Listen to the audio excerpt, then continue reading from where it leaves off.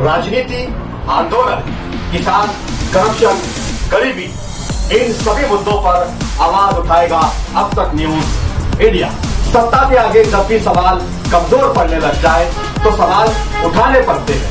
बोल के लफ्ज आजाद है तेरे, बोल के सच जिंदा है अब तक। अब तक न्यूज़ इंडिया की खबर का ज़बरदस्त असर।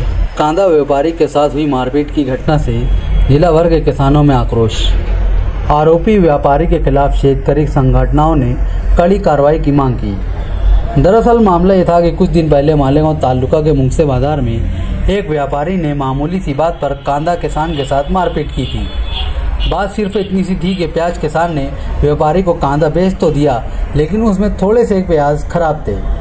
किसान ने ये बात स्वीकार भी कर ली थी, लेकिन व्यापारी ने गुस्से में आकर शेतकरी दीपक पानसारी की पिटाई कर दी, जिसके कारण दीपक को जनरल अस्पताल में भर्ती कराया गया, जहां कई दिनों तक उनका इलाज चलता रहा। दर्शकों, जैसा कि आप जानते हैं कि अब तक न्यूज़ इंडिया हमेशा किसानों की आवाज़ उठाता रहा है और ये हमारी खबरों के असर का जीता जागता सबूत है, क्योंकि कांदा किसानों के साथ हुई मारपीट की खबर सबसे पहले अब तक न्यूज़ इंडिया ने ही सामने लाई थी और ये खबर शेतकरी समुदाय में जंगल की आग की तरफ फैल गई, जिसके बाद जिला भर के किसानों ने एकजुट होकर इस संबंध में बड़ी बैठक की। आज किसानों ने मुंगसे में प्रदर्शन कर पुलिस और मार्केट कमेटी से सख्त कार्रवाई की मांग की और साथ में ये भी मांग की कि पूरे महाराष्ट्र में आरोपी व्यापारी का लाइसेंस रद्द किया जाए, ताकि दूसरा व्यापारी भी किसानों पर हाथ उठाने से पहले 1000 बार सोचे। और अगर ये कार्रवाई नहीं की गई तो जिला भर के शेतकरी सड़क पर उतर कर आंदोलन करेंगे और रास्ता रोक कर चक्का जाम आंदोलन भी चलाएंगे। नमस्कार, मी नाशिक जिल्हा शेतकरी संघटनेचा उपाध्यक्ष शैलेंद्र आबाबू। या 4 दिवसापूर्वी मुंगसे मार्केटमध्ये शेतकऱ्यावर अन्याय झाला, शेतकऱ्याला मारहाण झाली। आज त्या शेतकऱ्याला पाण्याची बाटली सुद्धा उचलायची हिंमत राहिली नाही, इतकी जबरदस्त मारहाण झाली। माझं म्हणणं एवढं, जे वांदा पडला होता ना, तर बाजार समिती तर वांदा कमिटी नेमलेली असती, मग त्या व्यापाऱ्याने संबंधित वांदा कमिटीला बोलवायला पाहिजे होतं। ज्या त्या व्यापाऱ्याने वांदा कमिटीला बोलवलं नाही, याच्या अर्थ त्या शेतकऱ्याचा वांदा नव्हता हे सिद्ध होतंय आणि त्या व्यापाऱ्याची चुकी होती। म्हणून आता आम्ही सभापतींकडे मागणी केली होती, परंतु त्यांनी सांगितलं की आम्ही कारणे दाखवा नोटीस दिलेली। त्या गोष्टीला आज 3 दिवस झाले, अजून 4 दिवसात 7 दिवस होतात। जर 4 दिवसात जर तो प्रश्न मार्गी नाही लागला तर आम्ही 5 दिवसानंतर त्या मार्केट कमिटीला कुलूप लावू आणि संबंधित सगळ्या कर्मचाऱ्यांना काळे फासू। आणि आमची मागणी एवढीच आहे की त्या व्यापाऱ्यावर गुन्हा तर दाखल झालाच पाहिजे, पण महाराष्ट्रात कुठेही त्या व्यापाऱ्याला कांदा खरेदीची परवानगी भेटायला नको पाहिजे, तर हे व्यापारी ठिकाणावर येतील, नाही तर अशाने ही दादागिरी चालू राहणार आहे। मी अर्जुन तात्या बोर्डे, शेतकरी संघटना जिल्हाध्यक्ष बोलतोय। 4 दिवसापूर्वी मुंगसे मार्केटला व्यापाऱ्याकडनं शेतकऱ्याला जी मारहाण झाली त्याच्या संदर्भात आम्ही इथं आलो होतो। तर शेतकऱ्यांची काही चूक नव्हती, व्यापाऱ्याने कांद्यामध्ये वांदा काढला, शेतकऱ्यांनी मान्य केला, तर व्यापाऱ्यांनी मार्केट कमिटीला न कळवता शेतकऱ्याला मारहाण केली आणि ती बी जबरदस्त मारहाण केली। तो आजारी झालेला आहे, ॲडमिट झाला होता। ही पद्धत फार चुकीची आहे। तर आम्ही इथं मुंगसे बाजार समितीत आलो होतो सर्व शेतकरी।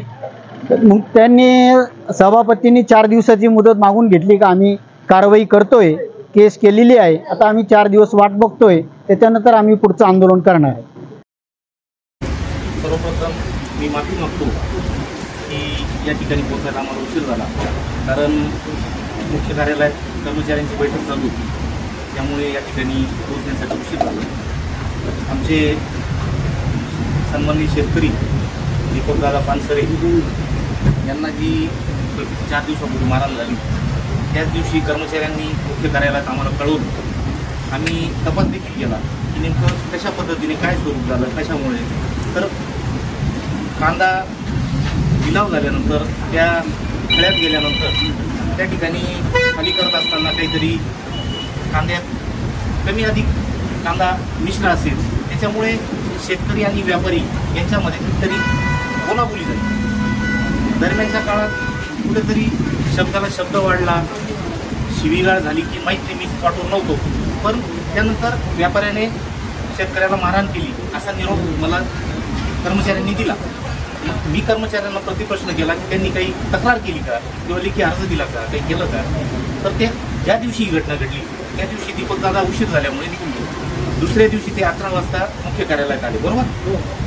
ते आल्यानंतर त्यांची परिस्थिती बघितल्यानंतर मी त्यांना आधी सांगितलं की तुम्ही या सर्व गोष्टी होत राहतील, परंतु दवाखाना महत्त्वाचा आहे, तुम्ही आधी दवाखान्यात ॲडमिट व्हा, बरोबर. त्या पद्धतीने मी त्यांना अक्षरशः तिथून व्यवस्था करून दिली आणि त्यांना आधी कारण कसं औषधोपचार महत्त्वाचे, नंतर या गोष्टी काय त्या पुढच्या होत राहतात. त्याच्यासाठी ते आधी सिव्हिल हॉस्पिटलला ॲडमिट झाले आणि तिथून त्यांना मी इथं सुद्धा अर्ज करायला लावला मार्केटला. कारण कसं आहे, तक्रारदार अर्ज नसला तर आम्हाला त्याच्यावरती ॲक्शन घेता येत नाही. त्या दृष्टिकोनातून त्यांच्याकडून तक्रार अर्ज देखील आम्हाला प्राप्त झाला. त्या दृष्टिकोनातून संबंधित व्यापाऱ्याला आम्ही कारणे दाखवा नोटीस देखील बजावली आहे. शेवटी कसं आहे, पणन कायदा असा म्हणतो की तात्काळ कारवाई लगेच करून टाकली तर ती एकतर्फी होती. त्याला एक 7 दिवसाचा कारणे दाखवा नोटीस दिल्यानंतर त्याचा जबाब घ्यावा लागतो आणि त्यानंतर पुढची कार्यवाही करावी लागते. तुम्ही दीपकदारांना विचारा की आम्ही त्यांना मदत करण्यात कुठे कुचराई केली का, कुठे कमी पडलो का. तुमच्या इतकेच आम्ही शेतकरी प्रतिनिधी आहोत, शेतकऱ्यांविषयी आम्हाला देखील तेवढी जास्त आहे. शेवटी आपण म्हणतो ना, ग्राहक देवो भव. आज आमच्यासाठी ग्राहक शेतकरी आणि शेतकरी देव. आम्ही शेतकऱ्यांच्या जीवावर या ठिकाणी काम करतोय. त्याच्यामुळे शेतकरी हिताच्या दृष्टिकोनातून आम्ही कायमच अग्रेसर आहोत. तो काही विषय नाही, फक्त एकच विषय आहे की या सगळं आता बकरी ईद आली. बकरी ईद आल्यामुळे कुठेतरी पोलीस यंत्रणेलाही प्रचंड, आज आपलं गाव जे आहे संवेदनशील आहे, मुस्लिम बहुल आहे, त्याच्यामुळे ही यंत्रणा सर्व तिकडे लागली होती. त्यामुळे यदा कदाचित 1-2 दिवस इकडे तिकडे झाले असतील म्हणून काही कोणी निष्काळजीपणा केला, दुर्लक्ष केलं असा काही भाग नाही आहे. आता तुम्हाला सांगतो, कारणे दाखवा नोटीस दिलेली 7 दिवसाचा जर पिरियड खूप कंप्लीट झाला, आम्ही त्यानंतर ते सर्व बघू आणि त्या पद्धतीने जर कुठेतरी व्यापारी दोषी दिसला तर त्याचं लायसन्स देखील आम्ही सस्पेंड करू.